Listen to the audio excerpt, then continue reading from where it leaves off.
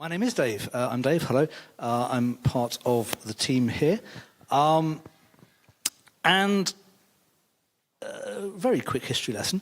Back in the early 20th century, there was a Russian theatre director, theorist called Konstantin Stanislavski.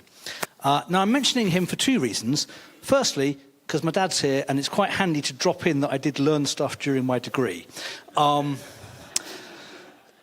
Just 3 years of theatre study wasn't a complete waste of time. It's good. But also because Stanislavski said there are no small parts, only small actors. In other words, it doesn't matter if you only have a few lines in a play. That doesn't make your part any less important than any other. To illustrate this, that's Judi Dench. She won an Oscar for being in Shakespeare in Love for 8 minutes. Small part, didn't matter, important. Or take the story of Jack and the Beanstalk. Right? The mysterious man with the beans is in Jack and the Beanstalk for about 2 lines. But without him, it's just the story of Jack takes a cow to market and sells it, which is not massively exciting unless possibly you're a dairy farmer, in which case you're going, yes, it's the story I've been longing to be told for years. But you take out the small part and suddenly it's far less interesting. And the Bible is full of characters like this. Characters who just pop up briefly for one episode, one chapter, and then vanish again.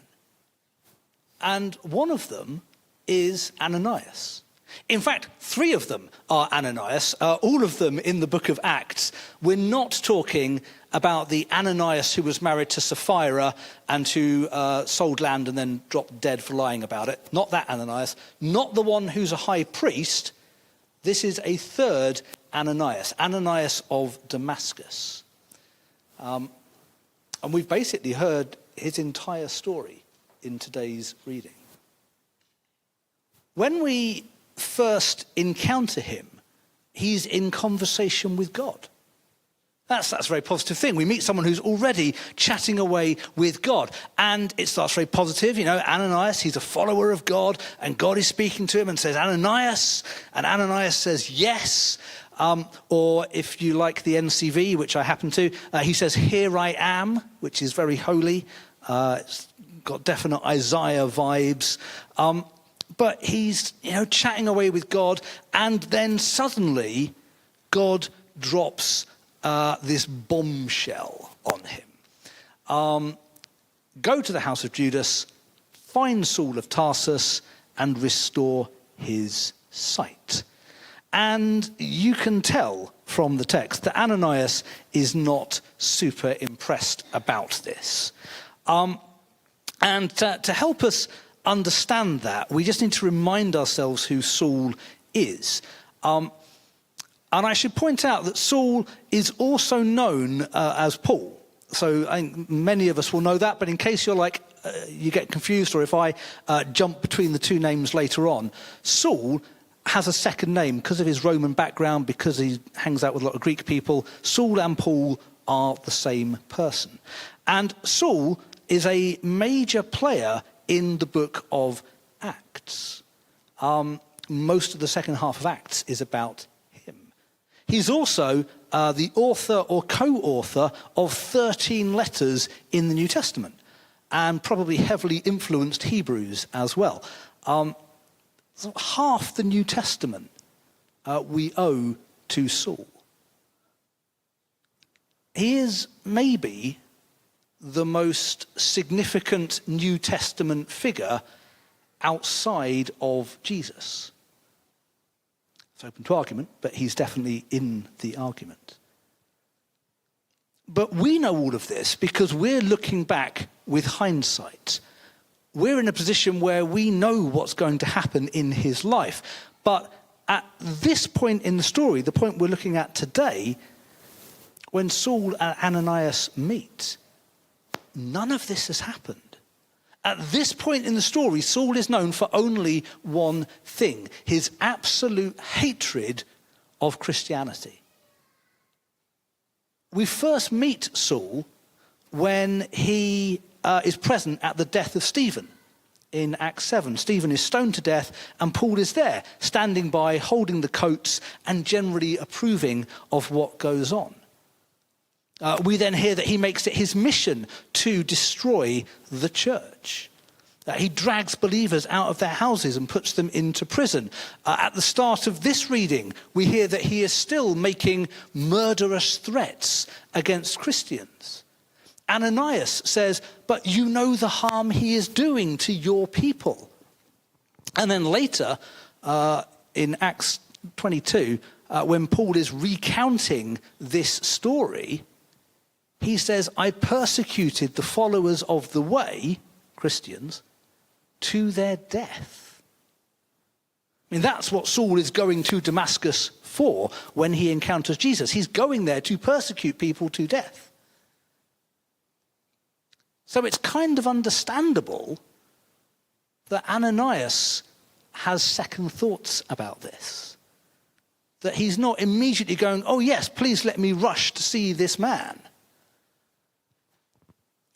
And actually having those second thoughts moments, or that I'm not going to do what you want, God, it's not that uncommon in the Bible. And take Moses, for example. And Moses comes across the burning bush, and God says, I want you to go back and save people. And Moses goes, I think you've got the wrong person, actually. It's not me. I'm not the right one. Or Elijah. Elijah, who is one of my favourite people in the whole of the Old Testament, does some really cool stuff. And yet at one point is hiding in a cave, and some angels come and get him and go, come and talk to God. And God turns up and goes, Elijah. And he's like, no, I'm not going back. Don't make me do it. I'm done. I'm paraphrasing slightly, but not that much. And that's Elijah and Moses. I mean, this is the law and the prophets. These are the guys that represent the whole of the Old Testament. Moses, the embodiment of the law. Elijah, the embodiment of the prophets. The two guys that Jesus meets on top of a mountain on the day of Transfiguration are both guys that went, yeah, sorry, God, but no. And there are others. Jonah is a whole story about someone who's sorry, God, but no repeatedly. He's a prophet in the Bible. And I sometimes wonder what would have happened if people like that had stuck to their guns. Because, again, we've got hindsight. We know that Moses goes back and saves all the people. We know that Elijah goes back and hands on the mantle to Elisha and all of this kind of stuff. But what if Moses had just gone, nope, I'm out, and turned and left? What if that had happened? What if Elijah had never got back in the game? Like, what would God have done? Does he found someone else? Does he come up with plan B? There's no plan B. There is no plan B. And I was looking at this story of Ananias, and I was wondering, well, what would have happened if Ananias had gone, I'm not gonna? And I noticed that when God talks to Ananias, he says, Paul has had a vision. And in that vision, he saw a man named Ananias. Now, Saul has had this vision before God speaks to Ananias. Now, I don't know how interested you are in things like time travel and bootstrap paradoxes, but this kind of puts Ananias in a bit of a bind. He's a bit trapped now. But I don't think this is God trying to lean on him. I don't think this is God going, come on, Ananias, I've already told him that you're going to do it. Don't let me down. You'll make me look bad. I've said you're going to do it. I need you to do it. Come on, Ananias. Come on. You can do it. Go on. I don't think it's that. I don't think that's how God works. God isn't trying to trick Ananias or pressure Ananias. Because actually Ananias, even though he hears it, is like, oh, I'm still not doing it. You may have shown him a vision, but it's Saul. I'm not going round his house. But I think that detail that God has already shown Paul, that Ananias is coming, is important. See, again, we have hindsight. We know how the story is going to play out. We know that Ananias is going to overcome his fears. We know that he's going to visit Saul and pray for him and restore his sight, and scales will fall from his eyes, and he'll go and do all of the amazing things that Saul does. If we know that, God knows that too. God has the advantage of not having to wait 2,000 years. God knows it then. God knows when he talks to Ananias what is going to happen with Saul. He's kind of just waiting for Ananias to catch up. God knows that Ananias can do this. God knows that Ananias can conquer his fear. God knows that Ananias can do this incredible thing. It's just that Ananias doesn't know it yet. And I wonder if that's sometimes true for us as well. I wonder if sometimes we hear God speak to us. And he says, I want you to go to that place, or I want you to speak to those people, or I want you to do that thing. I wonder if he's asking because he already knows we can. I wonder if when Irene was stood up here talking about coffee and company, and you were like, oh, is God saying something to me here? Is God saying I should get involved? No, I couldn't do that. I can't. That's not my skill set. That's not my thing. I don't even like coffee. But is God asking because actually he knows that you can? See, there's a cliche that runs roughly like this. God doesn't call the equipped, he equips the called. Anyone heard? Just to check, so I'm not imagining it. Have people heard that one? Yeah, okay.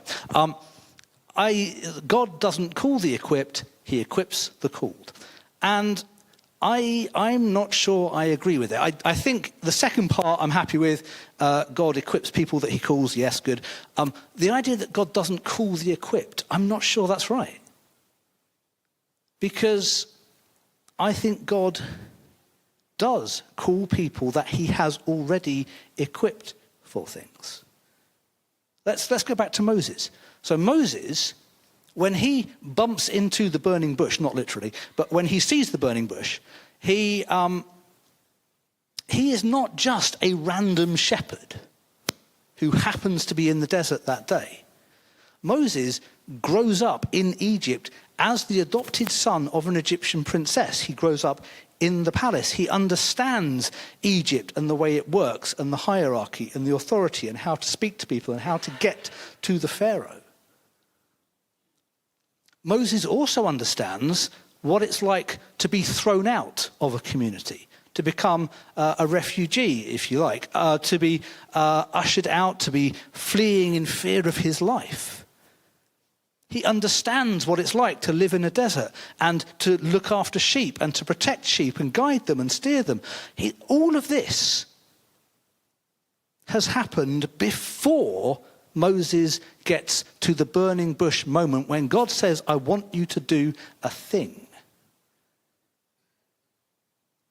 And I don't think Moses realizes it in that moment. But God has spent 80 years equipping him for what he's about to do.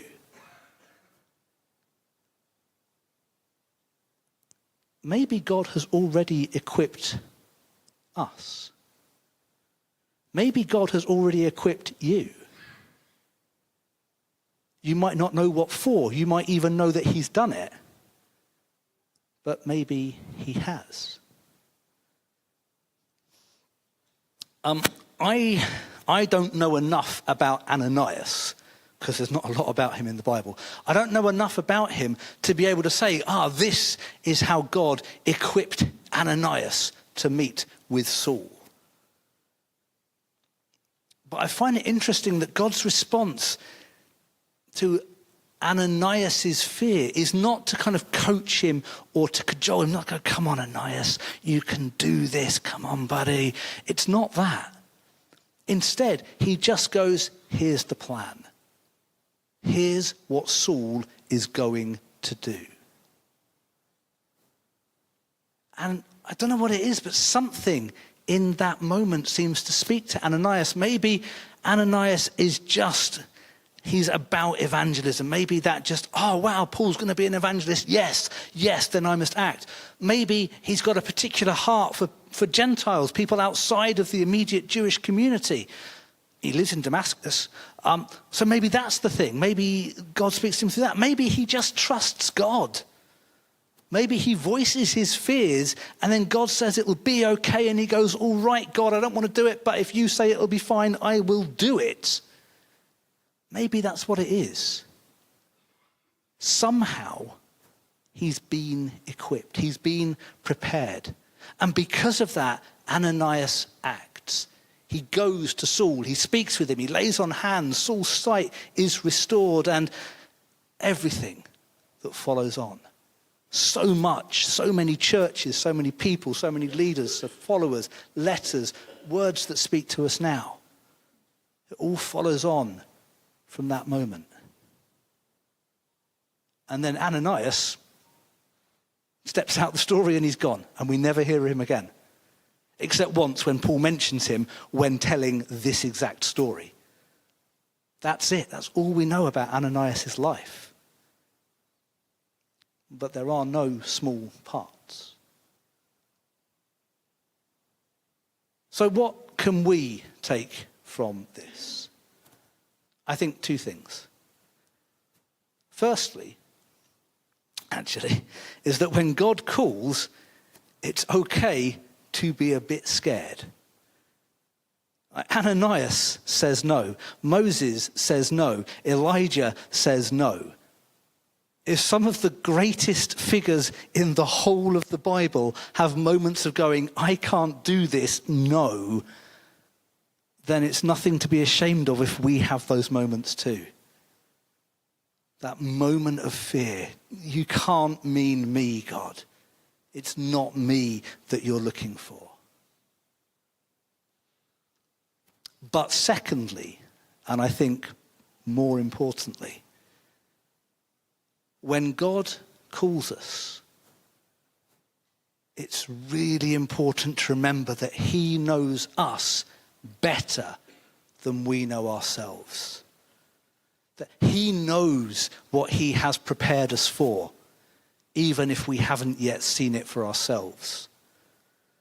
Remember, this is the God who called a shepherd boy to fight against a giant. This is the God... Bother. So close. This is the God who called a fisherman to walk on water.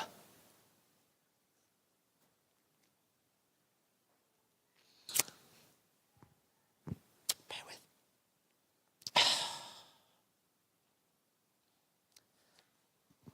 This is the God that calls people that can't finish sentences to preach.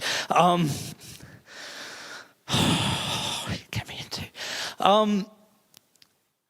This is God who calls Jonah, who runs off in the other direction. This is God who calls Peter again, who then goes, I don't even know who Jesus is. This is God who calls a man whose one mission in life is to destroy the church and turns him into one of its greatest leaders. God knows what he has prepared us for. God knows what he has prepared you for. And when he comes calling, when God says, this is what I want you to do, this is who, this is where, this is the thing, he's not setting us up to fail. He's not saying it because he wants to see us crash. He's saying it because he has prepared us and equipped us to do these things for the kingdom. And all we have to do is say yes. Let's pray.